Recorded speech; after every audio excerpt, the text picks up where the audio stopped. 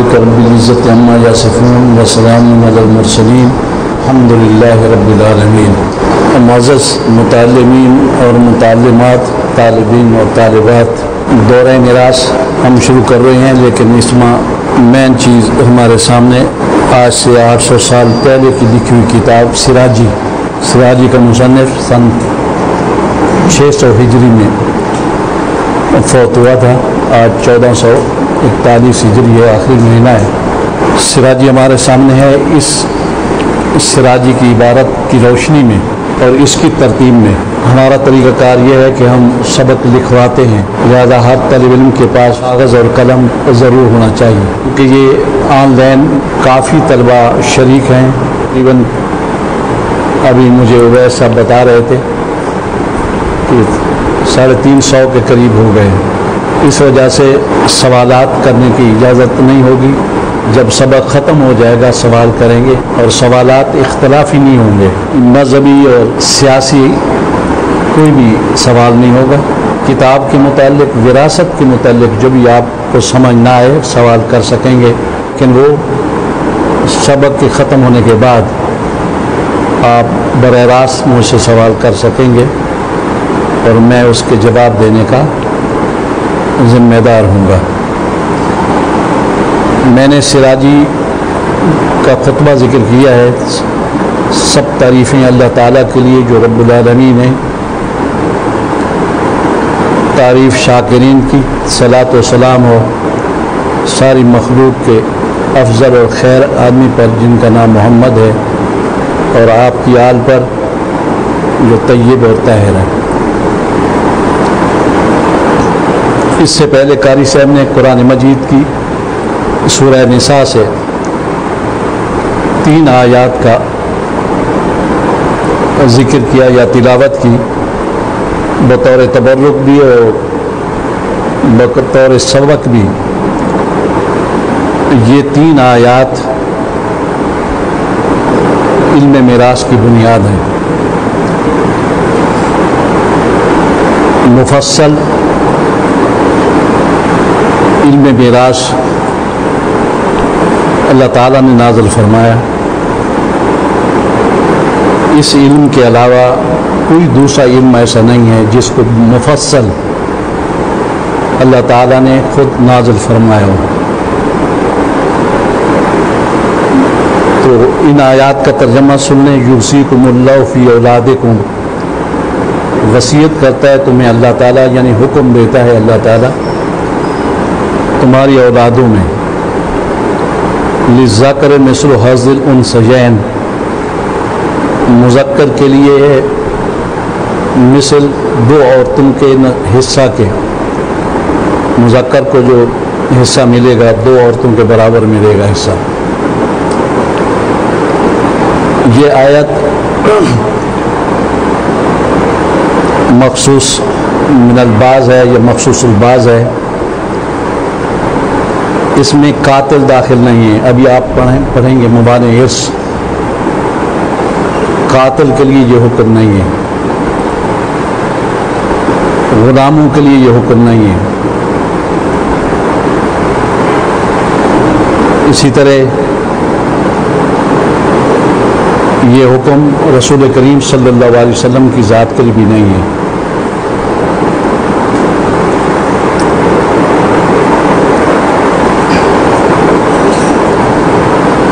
فَإِن كُنَّ نِسَاءً فَوْقَ نَسْلَتَيْنِ، اگر اولاد میں 2 عورتیں یا 2 سے زیادہ عورتیں ہیں، ان کے لیے ترکہ کا 2 ثلث ہیں، فَلَهُنَّ الثُّلُثُ مَا تَرَكَ، اور اگر ایک اولاد ہے تو اس کے لیے نصف ہے۔ وَلِأَبَوَيْهِ لِكُلِّ وَاحِدٍ مِّنْهُمَا السُّدُسُ مِمَّا تَرَكَ إِن كَانَ لَهُ وَلَدٌ،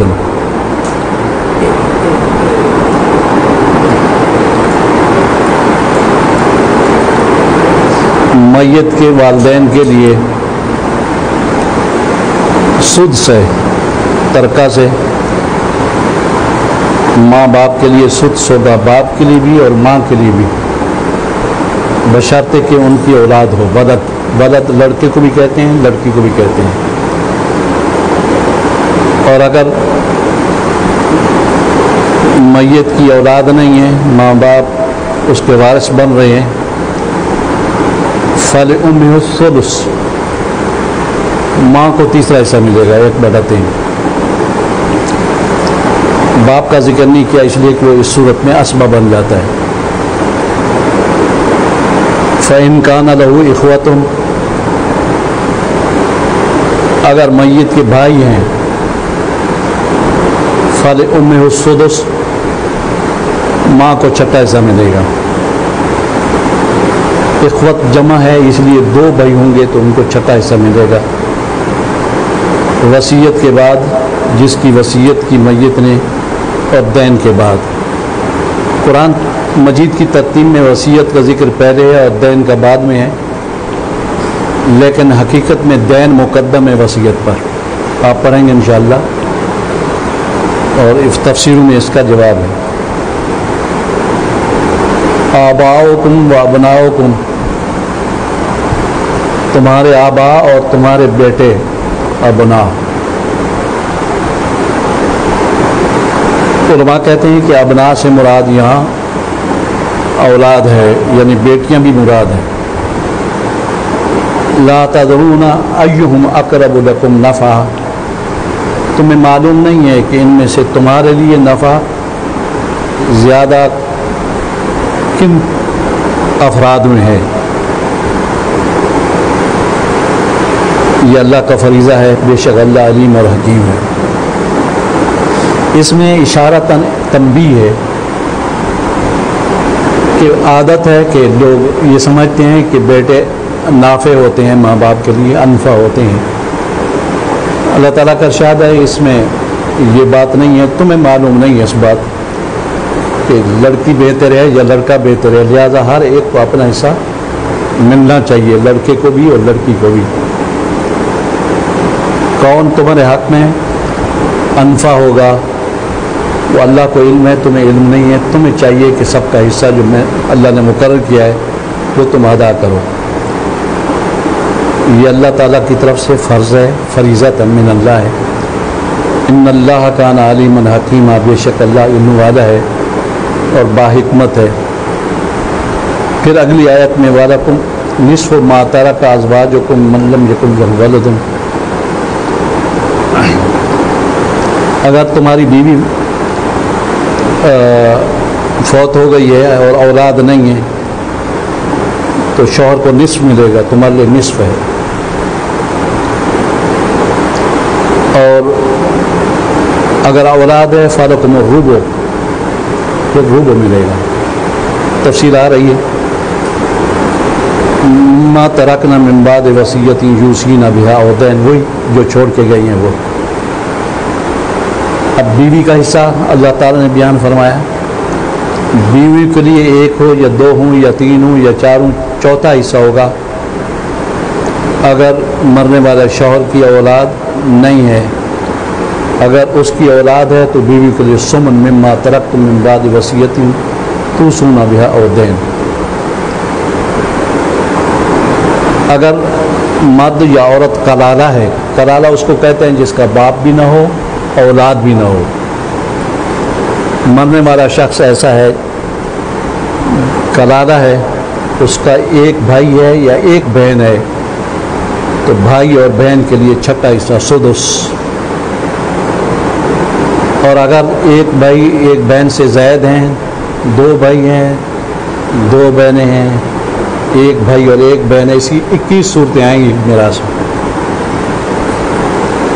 تو فرمایا پھر بھائیوں کے لیے کلالہ کی وراثت میں ثلث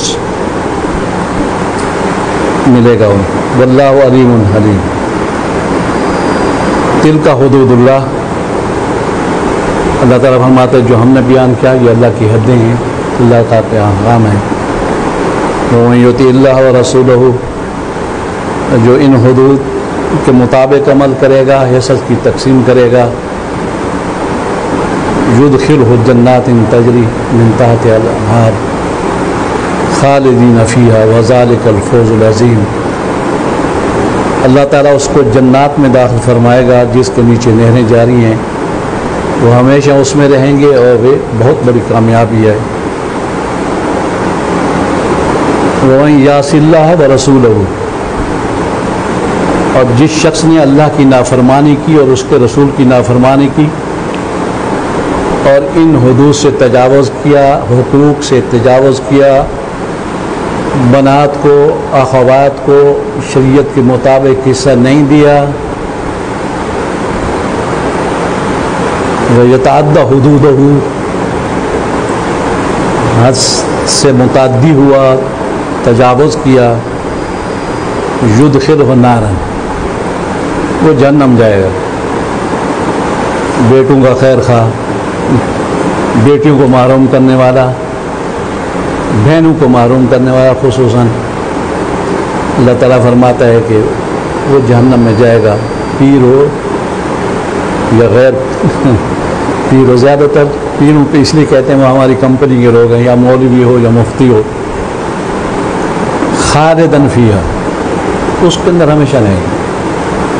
وَلَهُ عَذَابٌ مُّہِینٌ، اس کے لیے عذاب مہین، اہانت والا عذاب ہو۔ آج چونکہ افتتاح ہے تو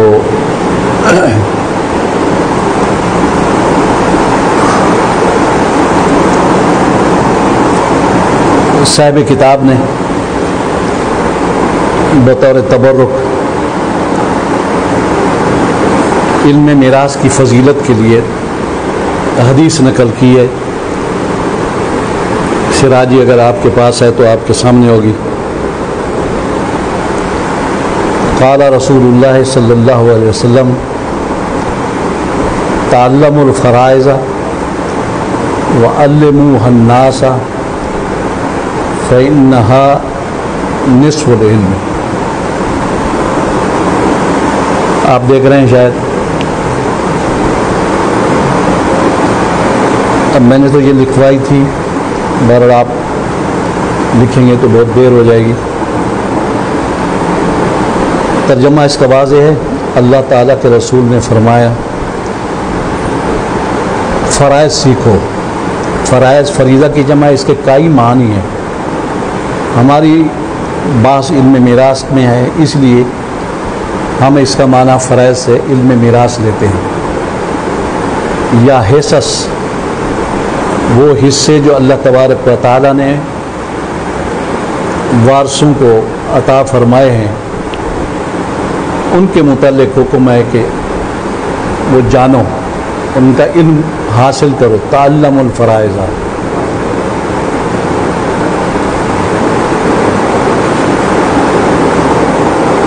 صرف تعلم کافی نہیں ہے، وَعَلِّمُوهَا النَّاسَ۔ دوسرا نمبر یہ کہ وہ آپ نے سیکھا تو پھر سکھائیں بھی، استاد بھی بنیں، جو کہ ہم لوگ استاد نہیں بنتے، پڑھ لیتے ہیں لیکن اس کے بعد نسیہ منسیہ ہو جاتا ہے علم میراث، اور پڑھانے کی توفیق ہی نہیں ہوتی۔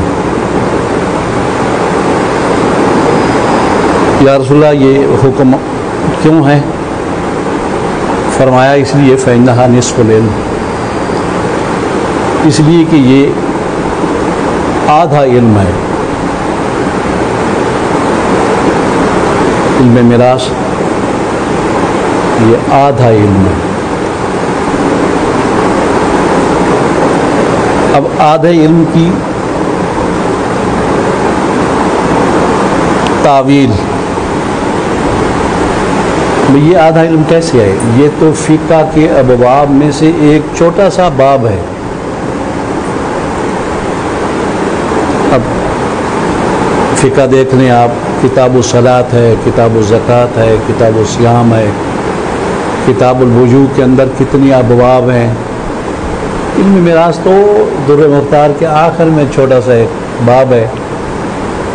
تو رسول کریم صلی اللہ علیہ وسلم کا ارشاد یہ ہے کہ یہ آدھا علم ہے۔ اس میں علماء نے کافی جوابات دیے ہیں۔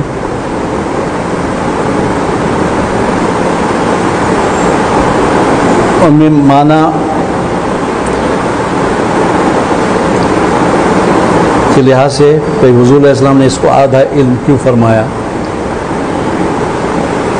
ایک جواب یہ ہے کہ حضور علیہ السلام نے اس کو آدھا علم بیان فرمایا ترغیب کے لیے،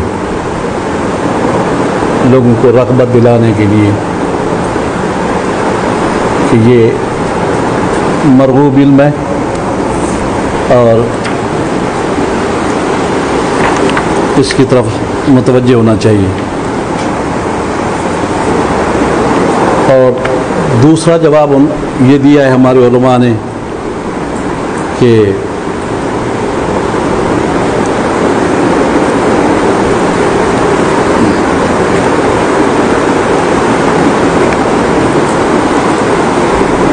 مالک بننے کے دو سبب ہوتے ہیں، ایک اختیاری اور ایک غیر اختیاری۔ اختیاری جیسے ہیبہ ہے، شراء ہے، خریدے ہیں آپ کوئی چیز، میں یہ گلاس خریدتا ہوں تو میں اس کا مالک بن جاؤں گا، آپ مجھے گفٹ کرتے ہیں تو میں مالک بن جاؤں گا، یہ میرے اختیار میں ہے، اختیاری ہے۔ اور غیر اختیاری یہ ہے کہ میں چاہوں یا نہ چاہوں میں مالک بن جاؤں۔ تو علم میراث یہ سبب غیر اختیاری ہے، مالک بننے کا، کسی شخص کے مالک ہونے کا یہ سبب غیر اختیاری ہے، اور باقی جتنے علوم ہیں وہ اختیاری ہیں، اس لیے اس کو آدھا علم کہا گیا۔ جب انسان فوت ہوتا ہے اس کی روح پرواز کرتی ہے اور بدن سے روح نکلی ہوتی ہے، اور تمام ورثہ جو مستحق ہوتے ہیں اس کے مال کے حصہ دار بن جاتے ہیں اور مالک بن جاتے ہیں، اس لیے اس علم کو آدھا علم فرمایا گیا۔ ایک اور جواب بھی علماء نے دیا ہے کہ جتنے علوم ہیں ان کا تعلق حیات کے ساتھ ہے،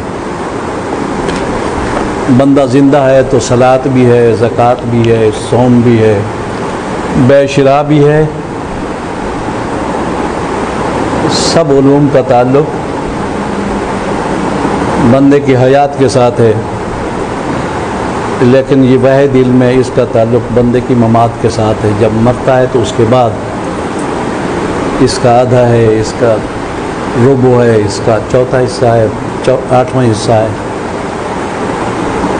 لکھنا ہے تو لکھتے بھی جائیں ساتھ، پہلے تو ہم بالاستعاب لکھواتے تھے۔